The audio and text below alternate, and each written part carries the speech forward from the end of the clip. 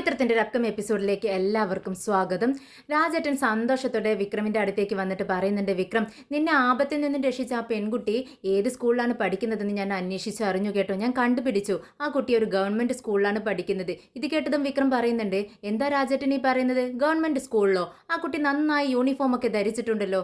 അതിനെന്താ വിക്രം, ആ കുട്ടി യൂണിഫോം ധരിച്ചിട്ടുണ്ടെങ്കിലും ഞാൻ വിശദമായി അന്വേഷിച്ചിട്ട് തന്നെയാണ് നിന്നോട് ഈ കാര്യം പറയുന്നത്.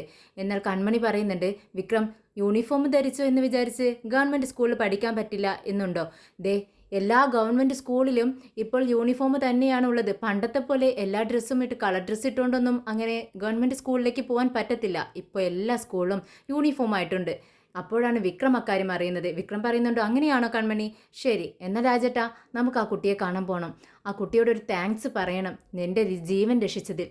എന്നാൽ കൺമണി പറയുന്നുണ്ട്, താങ്ക്സ് പറഞ്ഞതുകൊണ്ട് ആ കുട്ടിക്ക് എന്തറിയാനാ? അതിൻ്റെ വില എന്താണെന്ന് ആ കുട്ടിക്ക് അറിയോ? അങ്ങനെയൊന്നും അല്ല പോവേണ്ടത്. അപ്പോൾ രാജേട്ടൻ പറയുന്നുണ്ട്, പിന്നെ എങ്ങനെ പോകണമെന്നാ കൺമണി നീ പറയുന്നത്? നീ തന്നെ പറ. അപ്പോൾ കൺമണി പറയുന്നുണ്ട്, അത് ആ കുട്ടിക്ക് ഗിഫ്റ്റുമായി പോകണം. ഗിഫ്റ്റോ? ഗിഫ്റ്റ് എന്നുള്ളതുണ്ട് താൻ എന്താ ഉദ്ദേശിച്ചത്? അപ്പോൾ രാജേട്ടൻ പറയുന്നുണ്ട്, അല്ല വിക്രം, നമുക്ക് ഒരു കട തന്നെ അങ്ങ് വാങ്ങിച്ചാലോ? ഒരു കടയിലെ ഒറ്റുമാന സാധനങ്ങളും ഒരു വണ്ടിയിലാക്കി ആ കുഞ്ഞിനങ്ങ് കൊണ്ടുപോയി കൊടുക്കാം. ഇത് കേട്ടതും കൺമണി പറയുന്നുണ്ട്, പൊട്ടത്തരം പറയല്ലേ രാജേട്ടാ, ആ കുഞ്ഞിന് ഇഷ്ടമുള്ള സാധനമാണ് നമ്മൾ ഗിഫ്റ്റായിട്ട് കൊടുക്കേണ്ടത്. അല്ലാതെ ഇഷ്ടമില്ലാത്ത സാധനങ്ങളൊക്കെ കൊണ്ടുപോയി ആ കുഞ്ഞിന് ഇഷ്ടപ്പെട്ടില്ലെങ്കിൽ എന്ത് ചെയ്യും? നിങ്ങൾ കൊടുത്തതിൽ വല്ല കാര്യമുണ്ടോ എന്ന് കൺമണി ചോദിക്കുകയാണ്. ഉടനെ തന്നെ വിക്രം പറയുന്നുണ്ട്, ശരി കൺമണി, നീ തന്നെ പറ, എന്താണ് ചെയ്യേണ്ടത്? അതുപോലെ ഞങ്ങൾ ചെയ്തോളാം. അപ്പോൾ കൺമണി പറയുന്നുണ്ട്, നിങ്ങൾ ആ കുഞ്ഞിനെ കണ്ടിട്ട് ആ മോളോട് തന്നെ ചോദിക്കണം, എന്താ നിനക്ക് വേണ്ടത്, നിനക്ക് ഇഷ്ടപ്പെട്ട സാധനങ്ങൾ എന്തൊക്കെയാണെന്ന് ചോദിച്ച് ആ ഇഷ്ടപ്പെട്ട സാധനങ്ങളാണ് ഗിഫ്റ്റായിട്ട് നിങ്ങൾ കൊടുക്കേണ്ടത്. അപ്പോൾ ആ കുഞ്ഞിന് ഒരുപാട് സന്തോഷമാവും. അത് കാണുന്ന നിങ്ങൾക്കും സന്തോഷമാവില്ലേ എന്ന് ചോദിക്കുകയാണ്. എല്ലാവരും അതിനെ കൈയടിച്ച് പാസ്സാക്കുകയാണ്. ശരി കൺമണി, നിനക്ക് വിദ്യാഭ്യാസം മാത്രമല്ല നല്ല ബുദ്ധിശക്തിയും ഉണ്ട് കേട്ടോ. നിൻ്റെ ഈ അഭിപ്രായത്തോട് ഞങ്ങൾ യോജിക്കുന്നു. ശരി വിക്രം, അപ്പോൾ നമുക്കൊരു ദിവസം മോളെ ഗിഫ്റ്റും കൊണ്ട് പോയി കാണാൻ കേട്ടോ എന്ന് രാജേട്ടനും പറയുന്നുണ്ട്. കമലാമ്മ നമ്മുടെ മാഷിൻ്റെ ഫോട്ടോ ചുമരിലിങ്ങനെ പൂമാലയൊക്കെ ഇട്ട് തൂക്കി വെച്ചിട്ടുണ്ട്. വർഷങ്ങളായിട്ടുണ്ട് മാഷ് മരിച്ചിട്ടിപ്പോൾ. അങ്ങനെ കമലാമ്മ അതിലേക്ക് നോക്കിക്കൊണ്ട് ഇങ്ങനെ ഇരിക്കുകയാണ്. ആര് വിളിച്ചിട്ടും കമലാമ്മ അനങ്ങുന്നില്ല. കുറേ നമ്മുടെ ശ്രീജ വിളിക്കുന്നുണ്ട്. അത് കേട്ടിട്ടാണ് നന്ദിനി ഓടി വരുന്നത്. നന്ദിനി വിളിച്ചിട്ടും അമ്മ മിണ്ടുന്നില്ല. അങ്ങനെ വേഗം തന്നെ വിശ്വത്തെയും നമ്മുടെ വിനയനെയൊക്കെ വിളിച്ചുകൊണ്ട് വരികയാണ്. വിനയൻ ചെന്ന് അമ്മയങ്ങ് കുലുക്കിക്കൊണ്ട് വിളിക്കുകയാണ്, തട്ടിക്കൊണ്ട്. അമ്മേ അമ്മയെന്ന് വിളിക്കുമ്പോൾ പെട്ടെന്ന് കമലാമ്മ അങ്ങ് ഞെട്ടി ഉണരുകയാണ്. എന്നിട്ട് പറയുന്നുണ്ട്, എന്തിനാ നീ ഇങ്ങനെ എന്നെ അലറി വിളിക്കുന്നത്? ഞാനിവിടെ ഇരിക്കുകയല്ലേ, നിനക്ക് പതുക്കെ വിളിച്ചാൽ പോരെ എന്ന് ചോദിക്കുകയാണ്. ഉടനെ തന്നെ നന്ദിനി പറയുന്നുണ്ട്, ദേ എല്ലാവരും വിളിച്ചു, അമ്മ മിണ്ടുന്നില്ല.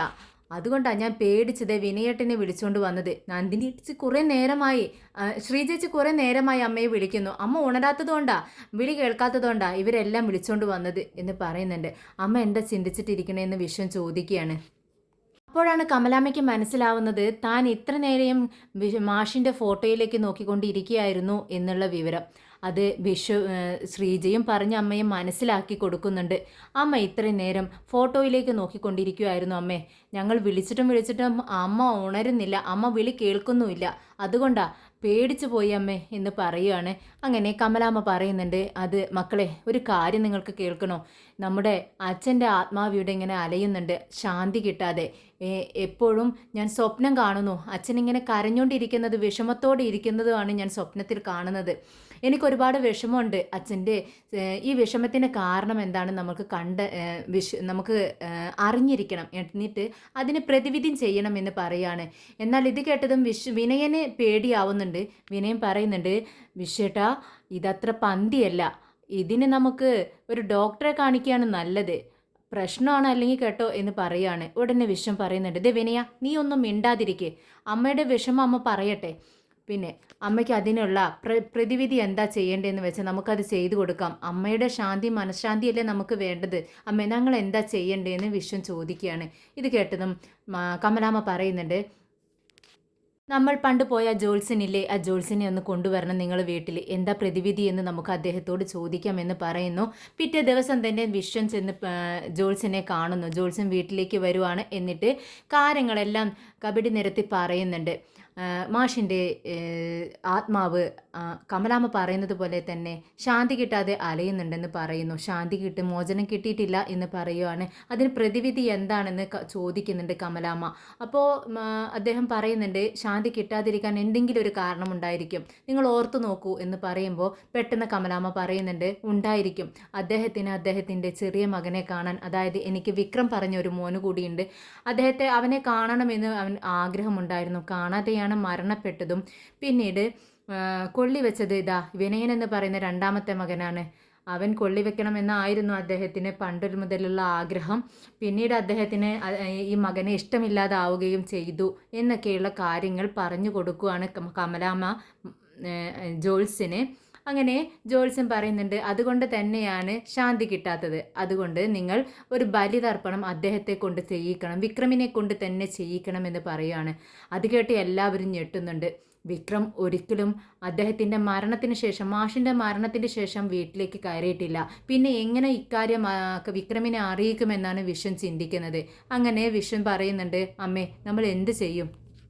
രാമ പറയുന്നുണ്ട് എന്ത് ചെയ്താലും കുഴപ്പമില്ല, എനിക്ക് എൻ്റെ ഭർത്താവിന് ആത്മശാന്തി ലഭിക്കണം, അത് മാത്രമാണ് എൻ്റെ ലക്ഷ്യം. എന്നിട്ട് എനിക്ക് ഉറക്കം വരത്തുള്ളൂ, അതുവരെ എനിക്ക് ഉറക്കം പോലും ഉണ്ടാവില്ല എന്ന് പറയുന്നു. അങ്ങനെ എല്ലാവരും ആകെ വിഷമിച്ച് നിൽക്കുകയാണ്.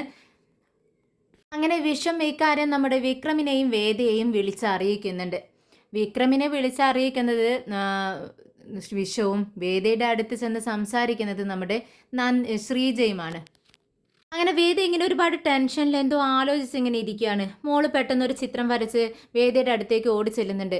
വേദേ ഈ പടം ഒന്ന് നോക്ക്, ഞാൻ റോസാപ്പൂവാണ് വരച്ചിരിക്കുന്നത്, പക്ഷേ വിജയമ്മ പറയുന്നത് ഇത് റോസാപ്പൂവല്ലാന്ന്. വേദ പറ, ഇത് കണ്ടിട്ട് റോസാപ്പൂ പോലെ തന്നെയല്ലേ, എനിക്ക് പടം വരയ്ക്കാൻ നന്നായിട്ട് അറിയത്തില്ലേ എന്ന് ചോദിക്കുകയാണ്. വേദ പക്ഷേ അതൊന്നും ശ്രദ്ധിക്കുന്നില്ല. വേദ എന്ന് എത്ര വിളിച്ചിട്ടും മോള് വിളിച്ചിട്ടും വേദ അനങ്ങുന്നില്ല. അങ്ങനെ സ്വപ്നം കണ്ടുകൊണ്ടിരിക്കുകയാണ്. പെട്ടെന്ന് വിജി പറയുന്നുണ്ട് മോളെ അമ്മ എന്തോ ടെൻഷനിലാണ്, നീ ചെന്ന് അപ്പുറത്ത് ചെന്നിരിക്കേ, വിജിയമ്മ അങ്ങോട്ടേക്ക് വരാമെന്ന് പറയാം. മോൾ അവിടെ നിന്നും പോകുന്നുണ്ട്. വിജി പെട്ടെന്ന് ഒരു ചായ ഇട്ടുകൊണ്ട് വേദയുടെ അടുത്തേക്ക് വരുന്നുണ്ട്. വേദയ്ക്ക് കൊടുക്കുവാണ്. എന്താ വേദ നീ ഇത്ര ടെൻഷനായിട്ട് ഇരിക്കുന്നത്, എന്താ നിൻ്റെ പ്രശ്നമെന്ന് ചോദിക്കുന്നുണ്ട്. ഉടനെ വേദ പറയുന്നുണ്ട് എൻ്റെ അമ്മയെപ്പോലെ ഞാൻ കാപ്പി വേണമെന്ന് മനസ്സിൽ ചിന്തിക്കുമ്പോഴേക്കും വിജി ചേച്ചി ചായ ഇട്ടുകൊണ്ട് കാപ്പി ഇട്ടുകൊണ്ട് വരുന്നു. എന്തൊരു ആത്മബന്ധമാണ് നമ്മൾ തമ്മിലെന്ന് പറയുന്നുണ്ട്. അത് തന്നെയല്ലേ വേദേ ഞാൻ പറയുന്നത്, നീ എൻ്റെ മകളെപ്പോലെയാണെന്ന്. പറ നിൻ്റെ വിഷമം എന്താ, എന്നോട് തുറന്നു പറ എന്ന് പറയുമ്പോൾ ഒന്നുമില്ല എന്ന് പറയുന്നു. അപ്പോൾ വിജി പറയുന്നുണ്ട് ഞാൻ കേട്ടു ശ്രീജേച്ചി വന്ന് സംസാരിക്കുന്നത്, പിന്നെ നിൻ്റെ ഭർത്താവിൻ്റെ അച്ഛൻ്റെ ബലിതർപ്പണത്തിന് ചെല്ലണമെന്നല്ലേ നിന്നോട് പറഞ്ഞത്. അത് കേട്ടതും വേദ ചോദിക്കുന്നുണ്ട് നിങ്ങളതെങ്ങനെ അറിഞ്ഞു? നിങ്ങൾ സംസാരിക്കുന്നത് ഞാൻ കേട്ടു. അപ്പോൾ നിങ്ങൾ ഒളിഞ്ഞു നിന്ന് കേൾക്കലാണോ നിങ്ങളുടെ സ്വഭാവം എന്ന് വേദ ചോദിക്കുന്നുണ്ട്. ഉടനെ വിജി പറയുന്നുണ്ട് എന്താ വേദ ഇത്, എനിക്കതിൻ്റെ ആവശ്യമില്ല. ഏതായാലും ഞാനത് പോകുന്ന വഴിക്ക് നിങ്ങൾ സംസാരിക്കുന്നത് ഞാൻ കേട്ടു എന്ന് മാത്രം. നിന്നോട് അതേക്കുറിച്ച് ചോദിച്ചതും ഇതുകൊണ്ടാണ്, നിൻ്റെ വിഷമം കണ്ടിട്ടാണ് ഞാൻ ചോദിച്ചത്. ഉടനെ വേദ പറയുന്നുണ്ട് ചേച്ചി പറഞ്ഞത് ശരിയാണ്, ബലിതർപ്പണത്തിൻ്റെ കാര്യം പറയാൻ വേണ്ടി തന്നെയാണ് വന്നത്. പക്ഷേ എനിക്ക് ആ വീട്ടിലേക്ക് പോകാൻ ഒട്ടും താല്പര്യമില്ല, പഴയ ബന്ധങ്ങൾ പുതുക്കാനും താല്പര്യമില്ല എന്ന്. അത് കേട്ടതും വിജി പറയുന്നുണ്ട് നിൻ്റെ ഭർത്താവിൻ്റെ അച്ഛൻ്റെ സ്വഭാവം എങ്ങനെയാ, നല്ല ആളായിരുന്നോ എന്ന് ചോദിക്കുമ്പോൾ വേദ പറയുന്നുണ്ട് എന്താ വിജി ചേച്ചി പറയുന്നത്, എൻ്റെ അച്ഛനെ പോലെ തന്നെയായിരുന്നു. എൻ്റെ അച്ഛൻ എന്നെ ഇങ്ങനെ സ്നേഹിച്ചിരുന്നു, അതുപോലെ തന്നെ അദ്ദേഹം എന്നെ സ്നേഹിച്ചിരുന്നു, നല്ലൊരു മനുഷ്യനായിരുന്നു വീട്ടുകാർക്കും നാട്ടുകാർക്കും എന്ന് പറയുന്നു. ഇത് കേട്ടതും വിജി ചേച്ചി പറയുന്നുണ്ട് എന്നാൽ വേദേ നീ ഒട്ടും സംശയിക്കേണ്ട, നിൻ്റെ ഭർത്താവിൻ്റെ എന്ന് പറയുമ്പോൾ വേദയ്ക്ക് അത് ഒട്ടും ഇഷ്ടപ്പെടുന്നില്ല. വിജി തിരുത്തുന്നുണ്ട് നിൻ്റെ മുൻ ഭർത്താവിൻ്റെ അച്ഛൻ്റെ ആത്മാവിന് ശാന്തി കിട്ടണമെങ്കിൽ നീ ചെന്നേ പറ്റത്തുള്ളൂ. പിന്നെ അദ്ദേഹത്തിന് വേണ്ടി അല്ലെങ്കിലും ആ അമ്മയ്ക്ക് വേണ്ടിയെങ്കിലും നീ ചെല്ല്, ആ അമ്മ ജീവിച്ചിരിപ്പുണ്ടല്ലോ, നീ ചെന്ന് സമാധാനത്തോടെ കർമ്മങ്ങളെല്ലാം ചെയ്തുകൊണ്ട് വാ എന്ന് പറയുന്നുണ്ട്. അതിനെക്കുറിച്ച് വേദ ഇങ്ങനെ ചിന്തിച്ചുകൊണ്ടിരിക്കുകയാണ്. എന്നാൽ വിക്രമം ഇതേ അവസ്ഥയിൽ തന്നെയാണ്. നേരം വെളുത്തതും കൺമണി ഒരു കപ്പ് കാപ്പിയുമായിട്ട് വിക്രമിൻ്റെ അടുത്തേക്ക് വരുന്നുണ്ട്. വിക്രമിനോട് ചോദിക്കുന്നുണ്ട് വിക്രം ഇന്നത്തെ ദിവസത്തെക്കുറിച്ച് നിനക്ക് വല്ല ബോധവുമുണ്ടോ എന്ന് ചോദിക്കുന്നു. അതെന്താ ഇന്നത്തെ ദിവസത്തിന് ഇത്ര പ്രത്യേകത? അല്ല ഇന്നല്ലേ നിൻ്റെ അച്ഛനെ ബലിതർപ്പണം ചെയ്യാൻ വേണ്ടി വീട്ടിലേക്ക് ചെല്ലാൻ പറഞ്ഞത് നിനക്ക് ഓർമ്മയില്ലേ എന്ന് ചോദിക്കുകയാണ്. ഇത് കേട്ടതും വിക്രം ആകെ അപ്സെറ്റ് ആയിട്ട് ഇരിക്കുകയാണ്. എന്താ വിക്രം നീ ചിന്തിക്കുന്നതെന്ന് കൺമണി ചോദിക്കുന്നുണ്ട്. അല്ല, ആ ചടങ്ങിന് പോണോ എന്നാണ് ഞാൻ ചിന്തിക്കുന്നത്. അച്ഛൻ ജീവിച്ചിരിക്കുന്ന കാലത്ത് എന്നെ ഒട്ടും ഇഷ്ടപ്പെട്ടിരുന്നില്ല. പിന്നെ മരണത്തിന് ശേഷം ഇങ്ങനെയൊരു കർമ്മത്തിൻ്റെ ആവശ്യമില്ലല്ലോ. അച്ഛനത് ഇഷ്ടപ്പെടില്ല. അച്ഛൻ്റെ ആത്മാവിന് അത് അംഗീകരിക്കാൻ കഴിയില്ല എന്ന് വിക്രം തീർത്ത് പറയുന്നുണ്ട്. എന്നാൽ കൺമണി പറയുന്നുണ്ട്, വിക്രം നീ എന്താണ് ഈ പറയുന്നത്? നിന്റെ തോന്നലാണ് നിന്റെ അച്ഛൻ നിന്നെ ഇഷ്ടപ്പെട്ടിരുന്നില്ലെന്ന്. നിന്റെ അച്ഛൻ മരണപ്പെട്ടത് എങ്ങനെയാണെന്ന് ചോദിക്കുന്നു. അത് അറ്റാക്ക് ആയിരുന്നു എന്ന് വിക്രം പറയുന്നുണ്ട്. അറ്റാക്ക് വന്നത് എന്തുകൊണ്ടാണെന്നറിയാവോ? നീ ജയിലിലേക്ക് പോകുന്ന കാഴ്ച കണ്ടതുകൊണ്ടാണ് അദ്ദേഹത്തിന് അറ്റാക്ക് വന്നതും മരണപ്പെട്ടതും. നിന്നെ അത്രമാത്രം അച്ഛന് ഇഷ്ടപ്പെട്ടിരുന്നു.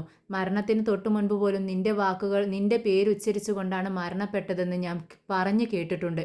അതുകൊണ്ട് തന്നെ അച്ഛനക്ക് നിന്നോടുള്ള സ്നേഹം അതിൽ നിന്ന് തന്നെ മനസ്സിലാക്കാം. പിന്നെ അച്ഛന് നിന്നോട് സ്നേഹമില്ലെന്ന് നീ വെറുതെ തെറ്റിദ്ധരിക്കുന്നതാണ്.